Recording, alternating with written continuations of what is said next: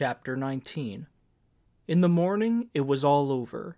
The fiesta was finished. I woke up about 9 o'clock, had a bath, dressed, and went downstairs. The square was empty and there were no people on the streets. A few children were picking up rocket sticks in the square. The cafes were just opening and the waiters were carrying out the comfortable white wicker chairs and arranging them around the marble-topped tables in the shade of the arcade. They were sweeping the streets and sprinkling them with a hose.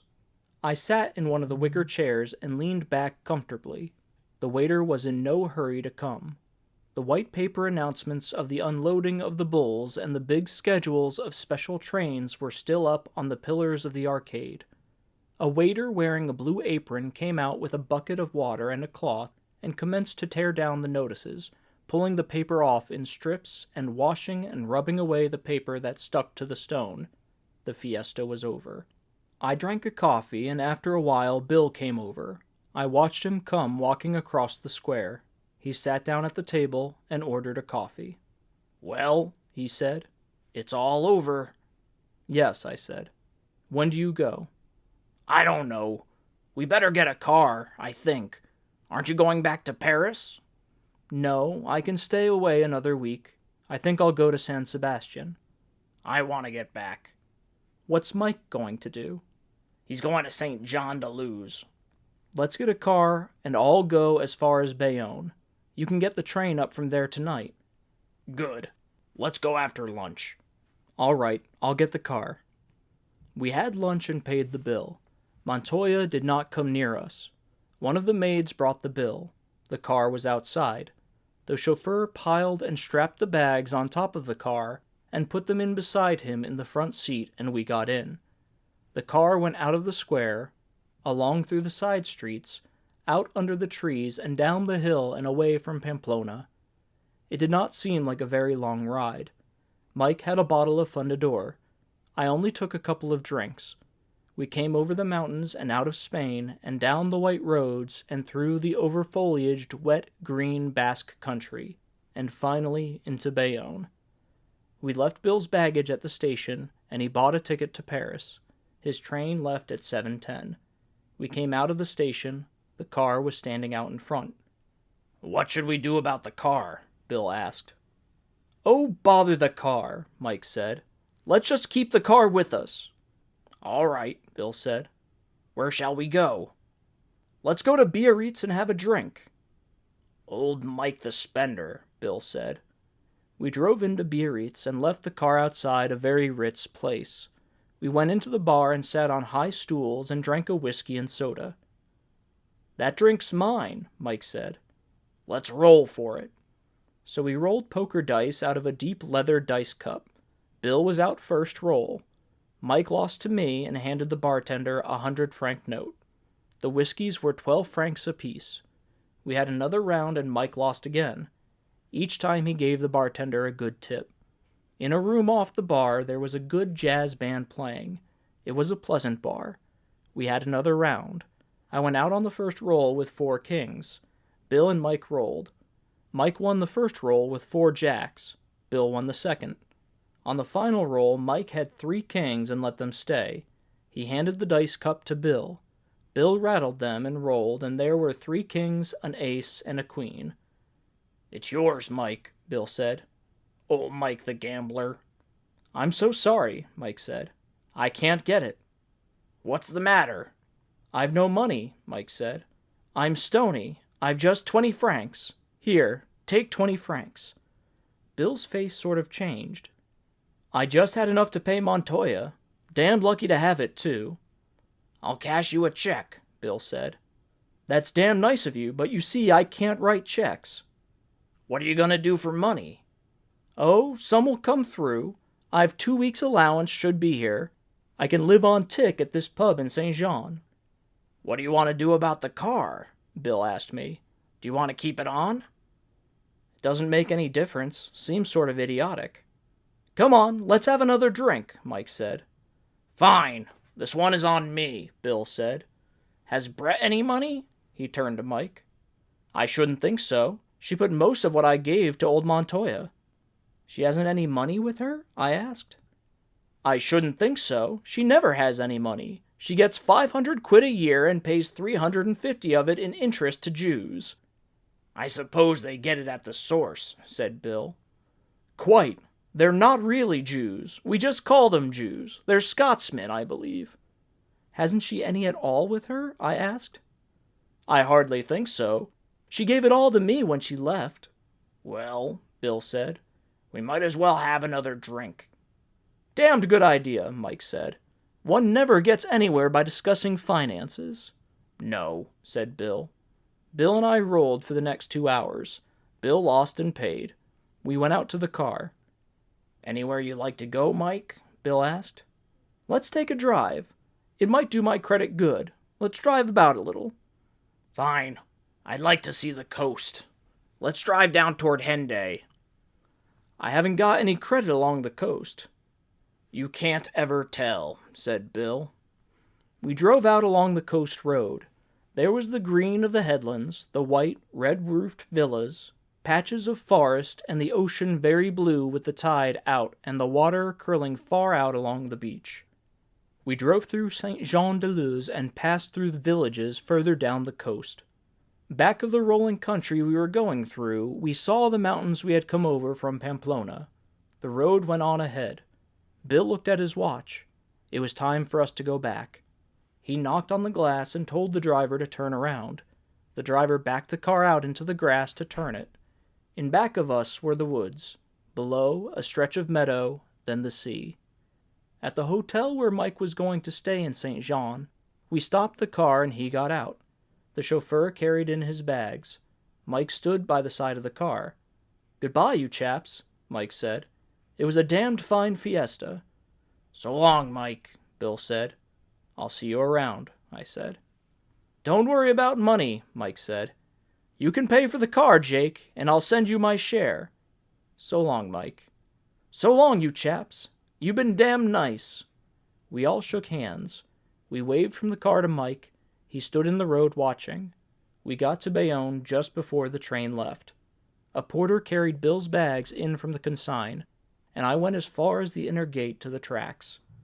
So long, fella, Bill said. So long, kid. It was swell. I've had a swell time. Will you be in Paris? No, I have to sail on the 17th. So long, fella. So long, old kid. We went in through the gate to the train. The porter went ahead with the bags. I watched the train pull out.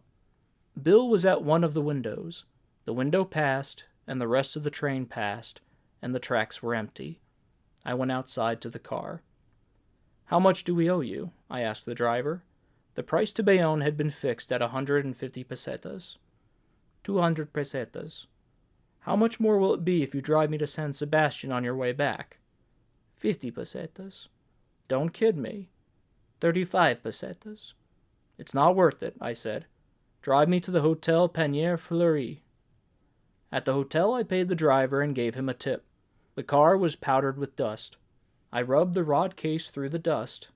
It seemed the last thing that connected me with Spain and the fiesta. The driver put the car in gear and went down the street.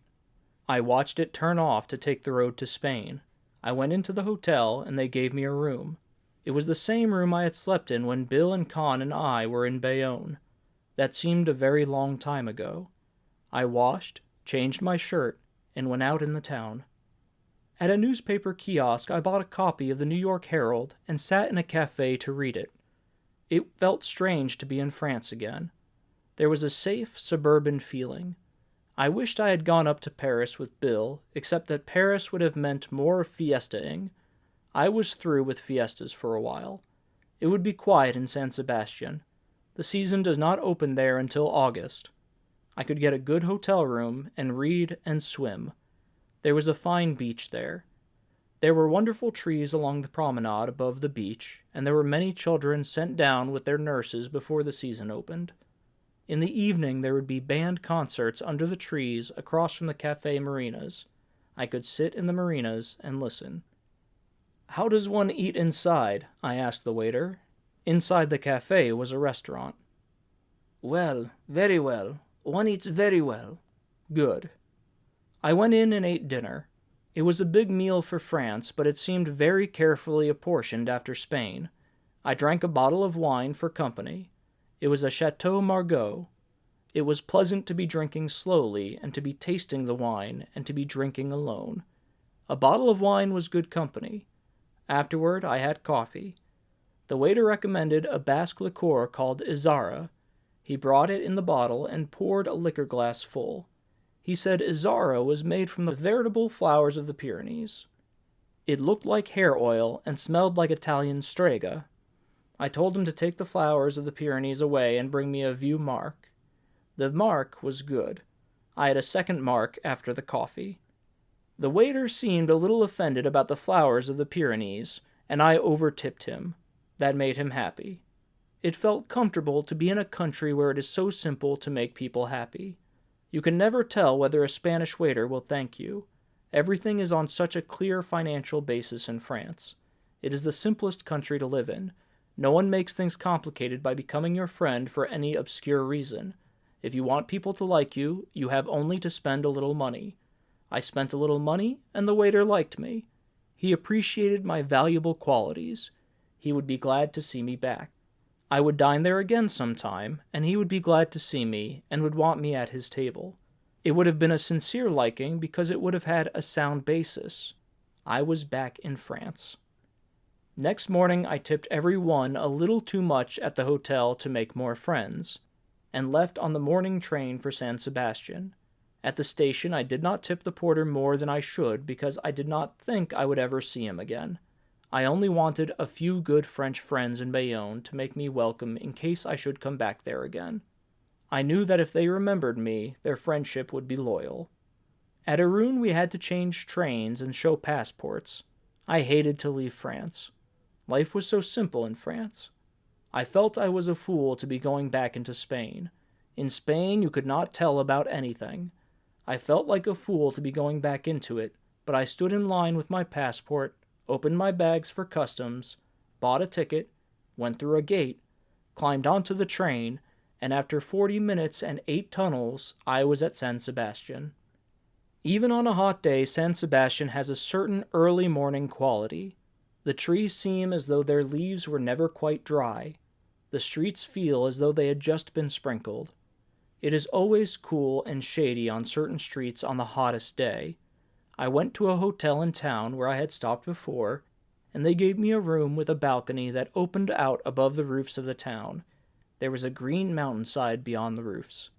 I unpacked my bags and stacked my books on the table beside the head of the bed, put out my shaving things, hung up some clothes in the big armoire, and made up a bundle for the laundry. Then I took a shower in the bathroom and went down to lunch. Spain had not changed to summertime, so I was early. I set my watch again. I had recovered an hour by coming to San Sebastian. As I went into the dining room, the concierge brought me a police bulletin to fill out. I signed it and asked him for 2 telegraph forms, and wrote a message to the Hotel Montoya telling them to forward all mail and telegrams for me to this address. I calculated how many days I would be in San Sebastian, and then wrote out a wire to the office asking them to hold mail, but forward all wires for me to San Sebastian for 6 days. Then I went in and had lunch. After lunch I went up to my room, read a while, and went to sleep. When I woke it was 4:30. I found my swimming suit, wrapped it with a comb and a towel, and went downstairs and walked up the street to the Concha. The tide was about halfway out. The beach was smooth and firm, and the sand yellow. I went into a bathing cabin, undressed, put on my suit, and walked across the smooth sand to the sea. The sand was warm under bare feet. There were quite a few people in the water and on the beach. Out beyond where the headlands of the Concha almost met to form the harbor, there was a white line of breakers and the open sea. Although the tide was going out, there were a few slow rollers. They came in like undulations in the water, gathered weight of water, and then broke smoothly on the warm sand. I waded out. The water was cold. As a roller came, I dove, swam out under water, and came to the surface with all the chill gone. I swam out to the raft, pulled myself up, and lay on the hot planks. A boy and girl were at the other end.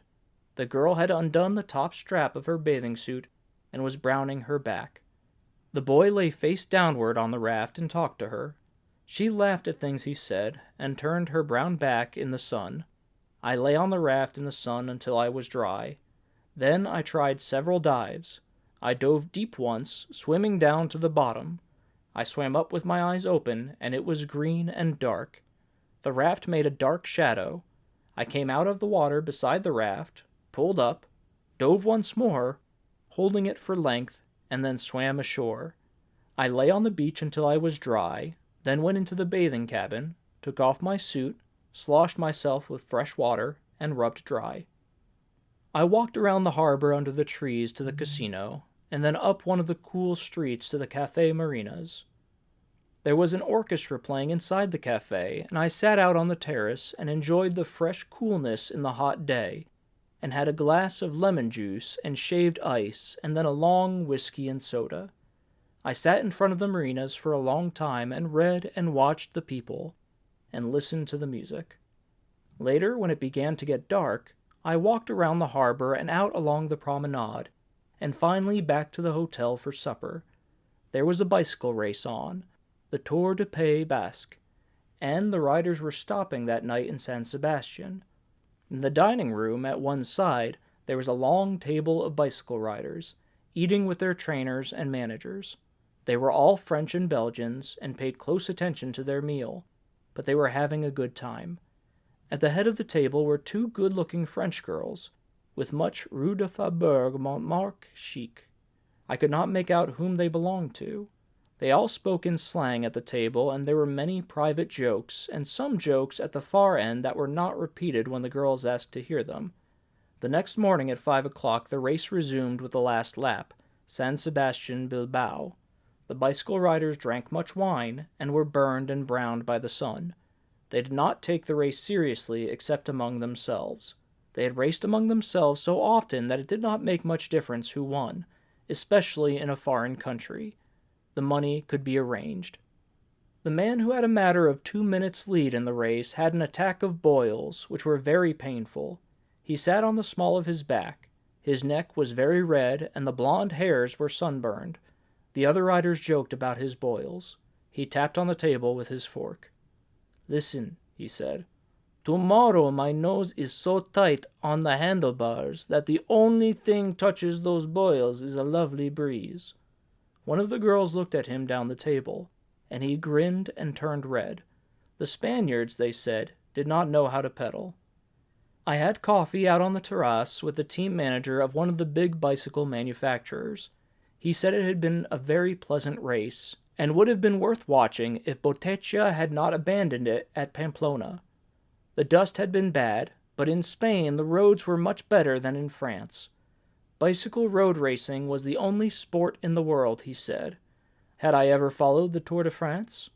Only in the papers. The Tour de France was the greatest sporting event in the world. Following and organizing the road races had made him know France. Few people know France. All spring and all summer and all fall he spent on the road with bicycle road racers. Look at the number of motor cars now that followed the riders from town to town in a road race. It was a rich country and more sportif every year. It would be the most sportif country in the world. It was bicycle road racing did it. That and football. He knew France. La France sportive. He knew road racing. We had a cognac. After all, though, it wasn't bad to get back to Paris. There is only one Paname, in all the world, that is. Paris is the town the most sportif in the world. Did I know the Chope de Neg? Did I not? I would see him there sometime. I certainly would. We would drink another fiend together. We certainly would. They started at 6 o'clock less a quarter in the morning. Would I be up for the depart? I would certainly try to. Would I like him to call me? It was very interesting. I would leave a call at the desk. He would not mind calling me. I could not let him take the trouble. I would leave a call at the desk. We said goodbye until the next morning. In the morning, when I awoke, the bicycle riders and their following cars had been on the road for 3 hours. I had coffee and the papers in bed, and then dressed and took my bathing suit down to the beach. Nurses in uniform and in peasant costume walked under the trees with children. The Spanish children were beautiful. Some bootblacks sat together under a tree talking to a soldier. The soldier had only one arm. The tide was in, and there was a good breeze and a surf on the beach.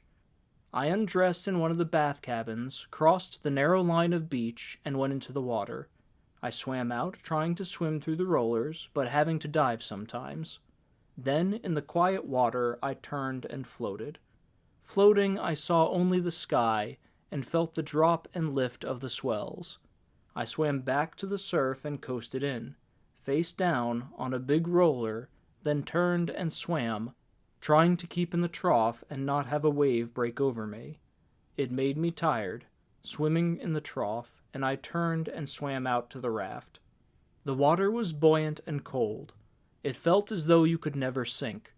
I swam slowly. It seemed like a long swim with the high tide, and then pulled up on the raft and sat, dripping on the boards that were becoming hot in the sun. I looked around at the bay, the old town, the casino, the lines of trees along the promenade, and the big hotels with their white porches and gold-lettered names. Off on the right, almost closing the harbor, was a green hill with a castle. The raft rocked with the motion of the water. On the other side of the narrow gap that led into the open sea was another high headland. I thought I would like to swim across the bay, but I was afraid of cramp. I sat in the sun and watched the bathers on the beach.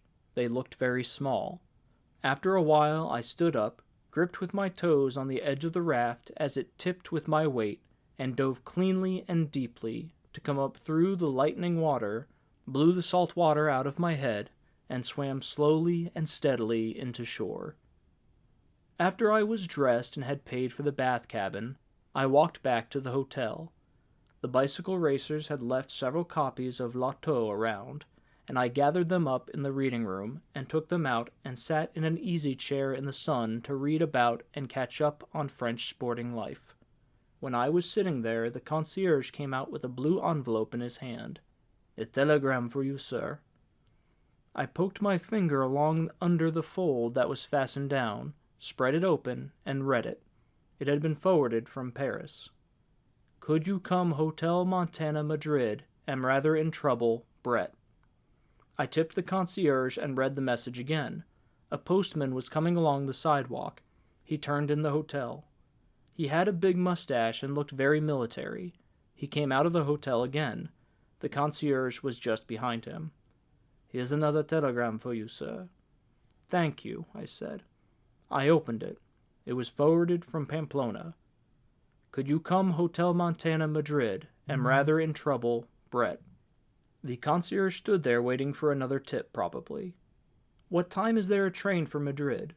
"It left at 9 this morning. There is a slow train at 11 and the Sud Express at 10 tonight." "Get me a berth on the Sud Express. Do you want the money now?" "Just as you wish," he said. "I will have it put on the bill." "Do that."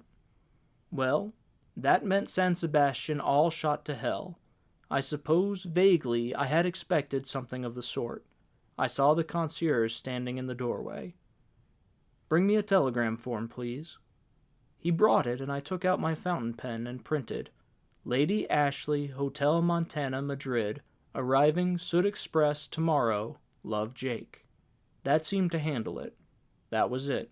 Send a girl off with one man. Introduce her to another to go off with him. Now go and bring her back. And sign the wire with love. That was it all right. I went in to lunch. I did not sleep much that night on the Sud Express. In the morning I had breakfast in the dining car and watched the rock and pine country between Avila and Escorial. I saw the Escorial out of the window, gray and long and cold in the sun, and did not give a damn about it. I saw Madrid come up over the plain, a compact white skyline on the top of a little cliff away off across the sun-hardened country. The Norte station in Madrid is the end of the line. All trains finish there. They didn't go on anywhere. Outside were cabs and taxis and a line of hotel runners. It was like a country town. I took a taxi and we climbed up through the gardens, by the empty palace and the unfinished church on the edge of the cliff, and on up until we were in the high, hot, modern town. The taxi coasted down a smooth street to the Puerta del Sol, and then through the traffic and out in the Carrera San Geronimo. All the shops had their awnings down against the heat. The windows on the sunny side of the street were shuttered. The taxi stopped at the curb. I saw the sign, Hotel Montana, on the second floor. The taxi driver carried the bags in and left them by the elevator. I could not make the elevator work, so I walked up. On the second floor was a cut brass sign, Hotel Montana. I rang and no one came to the door. I rang again, and a maid with a sullen face opened the door. "Is Lady Ashley here?" I asked. She looked at me dully. "Is an Englishwoman here?" She turned and called someone inside. A very fat woman came to the door. Her hair was gray and stiffly oiled in scallops around her face. She was short and commanding. "Muy buenos," I said. "Is there an Englishwoman here? I would like to see this English lady." "Muy buenos. Yes, there is a female English. Certainly you can see her if she wishes to see you." "She wishes to see me." "The chica will ask her." "It is very hot." "It is very hot in the summer in Madrid." "And how cold in winter?" "Yes, it is very cold in winter." Did I want to stay myself in person in the Hotel Montana? Of that as yet I was undecided, but it would give me pleasure if my bags were brought up from the ground floor in order that they might not be stolen. Nothing was ever stolen in the Hotel Montana. In other fondas, yes. Not here, no. The personages of this establishment were rigidly selectioned. I was happy to hear it. Nevertheless, I would welcome the upbringal of my bags. The maid came in and said that the female English wanted to see the male English now, at once. "Good," I said. "You see, it is as I said." "Clearly." I followed the maids back down a long, dark corridor. At the end she knocked on a door. "Hello?" Brett said. "Is it you, Jake?" "It's me." Come in, come in." I opened the door. The maid closed it after me. Brett was in bed. She had just been brushing her hair and held the brush in her hand. The room was in that disorder produced only by those who have always had servants. "Darling," Brett said. I went over to the bed and put my arms around her. She kissed me, and while she kissed me, I could feel she was thinking of something else. She was trembling in my arms. She felt very small. "Darling, I've had such a hell of a time." "Tell me about it." "Nothing to tell. He only left yesterday. I made him go." "Why didn't you keep him?" "I don't know. It isn't the sort of thing one does. I don't think I hurt him any." "You were probably damned good for him." "He shouldn't be living with anyone. I realized that right away." "No." "Oh, hell," she said. "Let's not talk about it. Let's never talk about it." "All right." "It was rather a knock of his being ashamed of me. He was ashamed of me for a while, you know." "No." "Oh, yes. They ragged him about me at the cafe, I guess. They wanted me to grow my hair out. Me, with long hair. I'd look so like hell." "It's funny." "He said it would make me more womanly. I'd look a fright." "What happened?" "Oh, he got over that. He wasn't ashamed of me long." "What was it about being in trouble?" "I didn't know whether I could make him go, and I didn't have a sou to go away and leave him. He tried to give me a lot of money, you know. I told him I had scads of it. He knew that was a lie. I couldn't take his money, you know." "No." "Oh, let's not talk about it. There were some funny things, though. Do give me a cigarette." I lit the cigarette. "He learned his English as a waiter in Gib." "Yes?" "He wanted to marry me. Finally." "Really?" "Of course. I can't even marry Mike." "Maybe he thought that would make him Lord Ashley." "No, it wasn't that. He really wanted to marry me. So I couldn't go away from him, he said. He wanted to make it sure I could never go away from him. After I've gotten more womanly, of course. You ought to feel set up. I do. I'm all right again. He's wiped out that damned con. Good. You know I'd have lived with him if I hadn't seen it was bad for him. We got along damned well. Outside of your personal appearance. Oh, he'd have gotten used to that. She put out the cigarette. I'm 34, you know. I'm not going to be one of these bitches that ruins children. No. I'm not going to be that way. I feel rather good, you know. I feel rather set up. Good. She looked away. I thought she was looking for another cigarette. Then I saw she was crying. I could feel her crying. Shaking and crying. She wouldn't look up. I put my arms around her. Don't let's ever talk about it. Please, don't let's ever talk about it. Dear Brett, I'm going back to Mike. I could feel her crying as I held her close. He's so damn nice, and he's so awful. He's my sort of thing. She would not look up. I stroked her hair. I could feel her shaking. I won't be one of those bitches, she said. But, oh, Jake, please let's never talk about it. We left the Hotel Montana. The woman who ran the hotel would not let me pay the bill. The bill had been paid. Oh, well, let it go, Brett said. It doesn't matter now. We rode in a taxi down to the Palace Hotel, left the bags, arranged for berths on the Sud Express for the night, and went into the bar of the hotel for a cocktail. We sat on high stools at the bar while the barman shook the martinis in a large nickeled shaker. It's funny what a wonderful gentility you get in the bar of a big hotel, I said. Barmen and jockeys are the only people who are polite anymore. No matter how vulgar a hotel is, the bar is always nice. It's odd. Bartenders have always been fine. You know, Brett said, it's quite true. He is only 19. Isn't it amazing? We touched the two glasses as they stood side by side on the bar. They were coldly beaded. Outside the curtained window was the summer heat of Madrid. I like an olive in a martini, said to the barman. Right you are, sir. There you are. Thanks. I should have asked, you know. The barman went far enough up the bar so that he would not hear our conversation. Brett had sipped from the martini as it stood on the wood. Then she picked it up. Her hand was steady enough to lift it after that first sip. It's good. Isn't it a nice bar? They're all nice bars. You know, I didn't believe it at first. He was born in 1905. I was in school in Paris then. Think of that. Anything you want me to think about? Don't be an ass. Would you buy a lady a drink? We'll have 2 more martinis. As they were before, sir. They were very good. Brett smiled at him. Thank you, ma'am. Well, bungo, Brett said. Bungo. You know, Brett said. He'd only been with 2 women before. He never cared about anything but bullfighting. He's got plenty of time. I don't know. He thinks it was me, not the show in general. Well, it was you. Yes, it was me. I thought you weren't ever going to talk about it. How can I help it? You'll lose it if you talk about it. I just talk around it. You know I feel rather damned good, Jake. You should. You know it makes one feel rather good deciding not to be a bitch. Yes. It's sort of what we have instead of God.